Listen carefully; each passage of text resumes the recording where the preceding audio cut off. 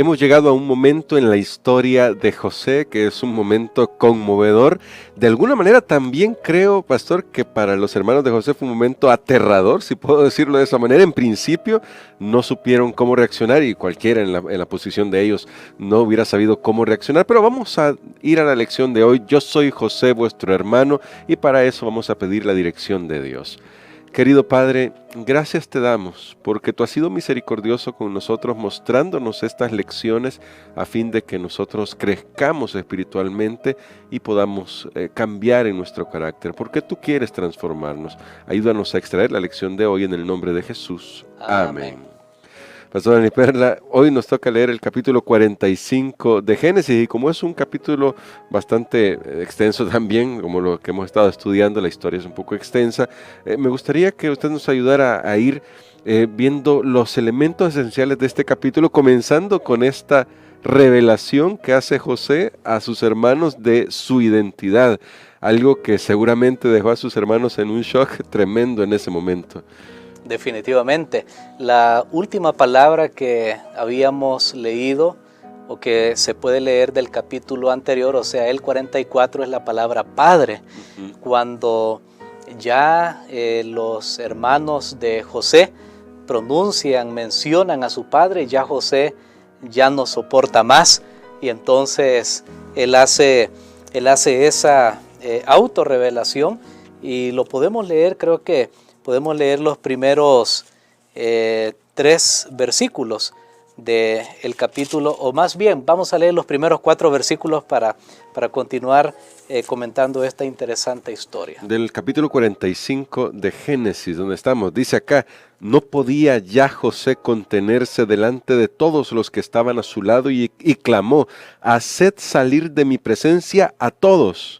Así no quedó nadie con él cuando José se dio a conocer a sus hermanos. Entonces se echó a llorar a gritos.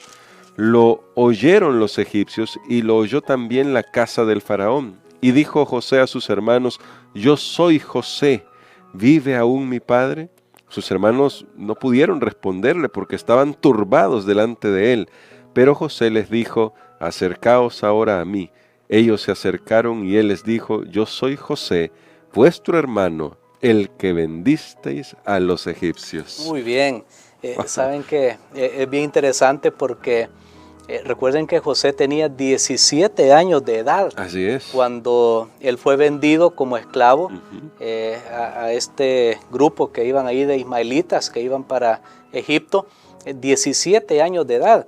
Y en este encuentro han pasado ya 22 años. Tremendo. O sea que estamos hablando que José tenía en ese momento 39 años de edad. Wow.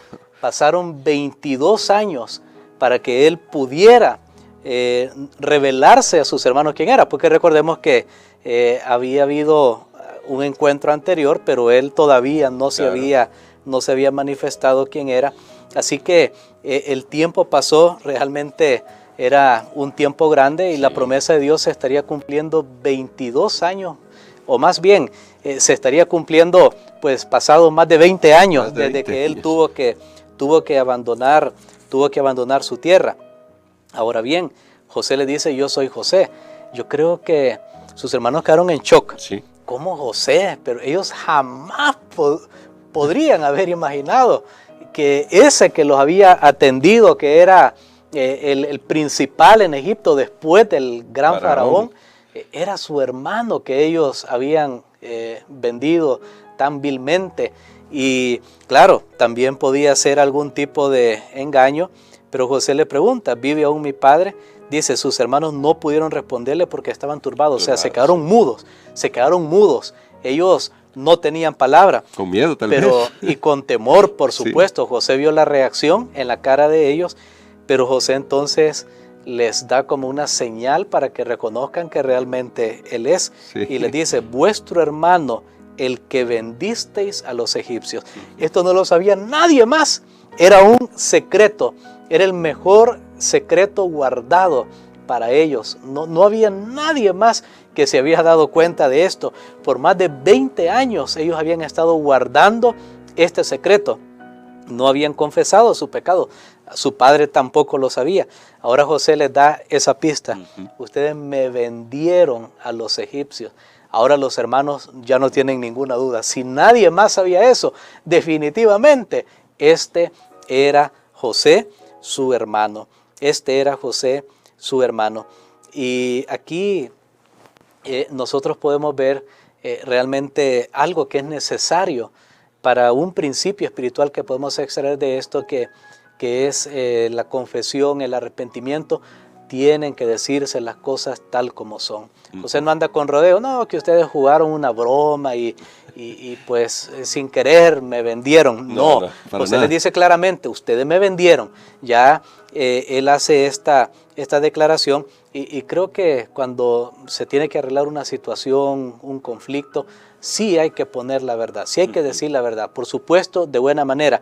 Pero ahora José, él les asegura que no tengan temor, porque realmente Dios ha estado detrás de estos acontecimientos. Pero a propósito de eso, entonces, pastor, porque es bien curioso esto, me gusta eso que usted ha dicho, de que él no esconde la verdad, señala cuál es el problema real que hubo detrás de toda la situación que llevó a José a Egipto en primera instancia como un esclavo, pero luego el mismo José en el siguiente versículo dice algo. Ahora pues no os entristezcáis ni os pese haberme vendido acá, porque para salvar vidas me envió Dios delante de vosotros. ¿Qué nos dice esto sobre cómo José llegó a comprender que detrás de todo eso siempre podía confiar en la providencia de Dios, que ya hemos hablado de la providencia de Dios antes, a pesar de que cuando él vivió ese evento traumático de la venta que hicieron sus hermanos de él, no lo podía ver desde ese momento todo lo que iba a pasar? Muy bien, yo creo que esta fue la gran clave de José y en esta historia, de hecho, los hermanos de José no hablan, la figura principal es José, así como en el capítulo anterior era Benjamín, ahora la figura principal es José y él es el que habla, él es el que está dirigiendo toda la conversación, pero José les dice la clave. ¿Sabe por qué yo puedo estar frente a ustedes? Yo sabía quiénes eran ustedes desde el primer día que vinieron a conseguir alimento. Yo pude haberles hecho daño, yo pude haberlos destruido. Ustedes se inclinaron ante mí, yo los reconocí, yo sabía.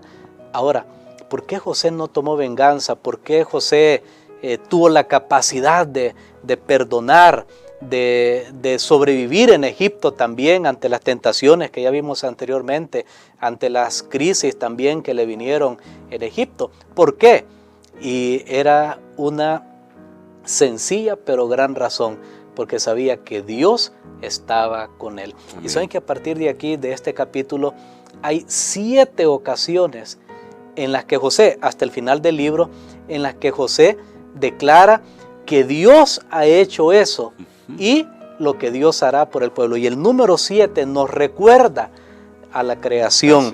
Entonces nos recuerda que Dios está al control. En este capítulo son 4 veces que José enfatiza la mano de Dios en medio de estos eventos. Yo creo que vamos a leer esos versículos porque son el centro, son realmente lo que sostuvo a José en esos momentos difíciles.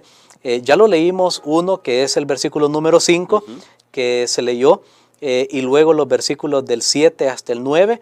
Cada uno de esos versículos nos dicen que Dios había estado al control. Bueno, dice así: Dios me envió, ahí comienza con esa frase, Dios me envió delante de vosotros para que podáis sobrevivir sobre la tierra, para daros vida por medio de una gran liberación. Así pues, no me enviasteis acá a vosotros, sino Dios, que me ha puesto por padre del faraón, por señor de toda su casa y por gobernador en toda la tierra de Egipto. Daos prisa, dice el verso 9, id a mi padre y decidle, así dice tu hijo José, Dios me ha puesto por señor de todo Egipto, ven a mí, no te detengas. Muy bien, noten ustedes el fuerte énfasis, la repetición de José acerca de Dios. Versículo 5, él dice, me envió Dios. De hecho, ahí está la palabra enviar. Así como su padre, la última vez que él había sido enviado, había sido por su padre. Sí. Cuando le dijo, hijo, ve a ver allá a tus hermanos que están cuidando los animales, el rebaño. Aquí él dice, ¿saben qué? al final me doy cuenta que no fue mi papá. Al final me doy cuenta que Dios estaba detrás de ese envío. Por eso nosotros tenemos que decir al Señor siempre, heme aquí, envíame a mí. Si Dios dirige los acontecimientos de tu vida, mi hermano y mi hermana, por más oscuros que sean, pero si Dios está allí, entonces vale la pena. Luego en el versículo 7 otra vez le dice, Dios me envió. Luego en el versículo 8 le dice, no me enviasteis acá vosotros, sino Dios. Y en el versículo número 9, Dios me ha puesto por Señor. O sea, José ve la mano de Dios en todo. Nosotros fracasamos, nosotros nos angustiamos innecesariamente, más de la cuenta, porque muchas veces pensamos que estamos solos, que estamos abandonados. José, y lo vuelvo a repetir una vez más, no pudo haber sobrevivido sin reconocer que era la mano de Dios que lo estaba guiando. Y recuerden, estas son las 4 menciones acerca de cómo Dios ha obrado en la historia, pero vamos a ver las otras 3 que completa el número 7. Muy bien. Que mencionamos en la explicación anterior. Capítulo 50, y vamos a ver ahí el versículo 20, que para mí es el preferido de toda esta historia de José, para mí es el texto preferido, y luego vamos a ver el versículo 24 y 25. Dice el versículo 20 de Génesis 50, vosotros pensasteis hacerme mal, pero Dios lo encaminó a bien para hacer lo que vemos hoy, para mantener con vida a mucha gente. Y 24 y 25. Así es. Muy bien, dice, un día José dijo a sus hermanos, yo voy a morir, pero Dios ciertamente os visitará y os hará subir de esta tierra a la tierra que juró a Abraham, a Isaac y a Jacob. E hizo jurar José a los hijos de Israel diciendo, Dios ciertamente os visitará y haréis llevar de aquí mis huesos. Muy bien, ahí tenemos entonces, miren, 7 textos donde José siempre pone a Dios en primer lugar. Amén. Donde José siempre reconoce la guía de Dios en todas las cosas. Allá en los primeros 4 que leímos, en el capítulo 45, vemos que él dice, Dios me envió, Dios estaba haciendo provisión para el futuro. En el capítulo 50 y el versículo 20 vemos que dice lo que estamos viendo hoy, y luego en los versículos 24 y 25 del capítulo 50, él habla del futuro. Okay, Dios nos dirigió, Dios dirigió los acontecimientos del pasado, de hace 22 años que ustedes me vendieron. Ahora Dios los va a dirigir en el futuro. Amén. También. Pueden tener la seguridad que no tienen nada que temer al futuro, porque Dios los va a guiar así como les ha guiado en el pasado. Así que ahí tenemos un cuadro completo de la teología de José en medio del sufrimiento, en medio del dolor. Y José dice, vosotros pensasteis hacerme mal, pero Dios lo encaminó para bien. Yo a esto le llamo, he aprendido a llamarlo siempre el sufrimiento útil, que en medio del dolor, del caos, del sufrimiento que puede venir a nuestra vida, sale algo bueno, pero eso solo Dios puede hacerlo, no es que lo podemos hacer nosotros. De hecho, me gusta mucho el énfasis que José reconoce en todo esto a Dios 7 veces, porque él bien pudo haberse jactado y sentido orgulloso y decirle a su hermano, miren, yo, ¿se acuerdan que era el soñador? Es que yo soy bien inteligente, es que yo soy un genio, miren, me pusieron aquí porque yo presenté un plan maestro, no había nadie como yo. Él pudo, pero hubiera quitado la gloria de Dios. José da la gloria a Dios. Amén, qué tremenda lección, porque como usted ha dicho, ahí tenemos una lección profunda de cómo podemos lidiar con el sufrimiento. Y lo que decía me recuerda una historia que leí de un escultor israelí que decía, él sufrió la Alemania nazi y él decía, el sufrimiento tiene sentido, sí, si le cambia a uno y le hace mejor. Y qué mejor que poner nuestra vida en las manos de Dios para que tenga sentido la vida aún en este mundo. Pero ahora, pastor, a propósito de lo que va a seguirse desarrollando en esta historia, José prácticamente les ofrece perdón, amor. Hay un texto ahí que dice, por favor, ahora que van a ir a mi padre, no discutan en el camino, no se vayan peleando. Sí, no vayan discutiendo en el camino. Pero, ¿qué lección podemos aprender sobre cómo podemos aprender a perdonar? Ahora, a José le fue bien, gracias a Dios, después de todas las situaciones, pero ¿y si no terminan las cosas del todo bien? De todas maneras, ¿cómo podemos aprender a confiar que Dios sigue al control? Y que podemos extender el perdón a aquellos que tal vez nos han hecho daño. Muy bien, sí, claro. Es muy fácil tal vez llegar a la conclusión, bueno, al final José perdonó porque ya estaba bien y eso le ayudó y le sirvió. Pero qué tal que su suerte hubiera sido estar en la cárcel para siempre, los hubiera perdonado. Y yo creo que sí, Sí. yo creo que sí. ¿Por qué? Porque lo demuestra su absoluta confianza en Dios, lo demuestra sus acciones, su conducta que tuvo en Egipto, aunque nadie de su familia lo estaba viendo. Entonces, creo que es una lección para nosotros que decimos, pero ahora, ¿cómo tengo que perdonar si el resultado no fue para bien? Hubo pérdida, no hay reposición. ¿Cómo puedo perdonar? Y soy que recientemente me di cuenta, ahí asistiendo al Congreso Mundial Adventista, de una película que se llama El Retorno a Palau.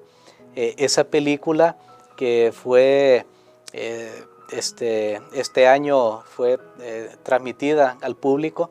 Esta película habla acerca de una familia de misioneros que fueron a esa isla en Palau, y allí los isleños mataron al misionero y a su esposa. Quedó con vida su hija. Ahora, lo impresionante de esta historia es que su hija decidió regresar, cuando creció, decidió regresar a esta isla donde mataron a sus padres para continuar esa obra misionera. Y uno dice, eso es perdón. Si nosotros a veces no podemos ni siquiera perdonar una mala mirada, o que no me dio la mano, que no me vio, que no me contestó, que no me dijo. Bueno, hay tantas cosas que podemos nosotros quejarnos, pero ni siquiera eso podemos perdonar muchas veces, o que dijo, que no sé qué. Ahora, y esta joven, porque todavía está ella joven, ella pues ya casada, ella decidió ir a ese lugar donde mataron a sus padres y continuar hablándoles del amor de Dios. Es un gran testimonio para toda esa comunidad. Aquí dice también la Biblia que lo oyó la casa del faraón. Sí. Porque cuando José pues se encontró con sus hermanos y lloró y ya se descubrió, dice la Biblia que fue un gran llanto que hasta lo escuchó la casa de faraón. Yo me imagino que faraón se preocupó y dijo, ¿qué le pasa a José? ¿Será José capaz de manejar? Faltaban todavía 5 años para el hambre en la tierra, y faraón tal vez se preguntó, ¿y será capaz José de manejar esto? Pero luego se dio cuenta de que era su familia que lo estaba visitando debido a la crisis, y dice, le agradó al faraón. Se usa la misma frase casi que se usa cuando le agradó a faraón el plan que le propuso José. Así que faraón se dio cuenta que no era que José estaba fuera de sí, sino que era pues por una buena razón. Pero noten, lo oyó la casa de faraón, escuchó algo bueno. Me imagino se dio cuenta de esa historia de reconciliación. Ahora, usted tal vez dice, pero ¿qué importa si yo no perdono? ¿O qué importa si yo no soy como José? Entonces la pregunta es, ¿qué es lo que van a escuchar nuestros vecinos? ¿Qué es lo que va a escuchar nuestra familia? ¿Qué es lo que va a escuchar la iglesia? ¿Qué es lo que va a escuchar el mundo? Que nosotros estamos con rencores, con amarguras, con resentimientos. Ojalá que puedan escuchar algo como este documental, El Retorno a Palau, que muestra hasta dónde llega el alcance y el amor perdonador de nuestro Dios. Amén. Y creo, pastor, que podemos orar por eso, para que Dios nos ayude a poder ir poniendo las bases todos los días, porque lo que pasó con José fue que todos los días dependía de Dios. Pues hoy tenemos que hacer eso. Si tal vez sentimos que no podemos, tal vez sea cierto, no podemos en este momento, pero si ponemos todos los días nuestra vida en las manos de Dios, podremos sanar, y Dios nos ayudará a extender ese perdón que Él mismo nos ha dado a nosotros. Amén. Padre, te damos gracias, Señor, por esta historia maravillosa que al final nos recuerda el gran perdón, el gran amor de Cristo Jesús, en que siendo aún pecadores, Él murió por nosotros. Gracias, Señor, porque somos aceptados y amados. Tú no estás vengándote del ser humano, tú no estás buscando destruir al ser humano, sino salvar. Ayúdanos para creer en esas promesas y acercarnos a ti con confianza, Señor, en el nombre de Jesús. Amén. Amén.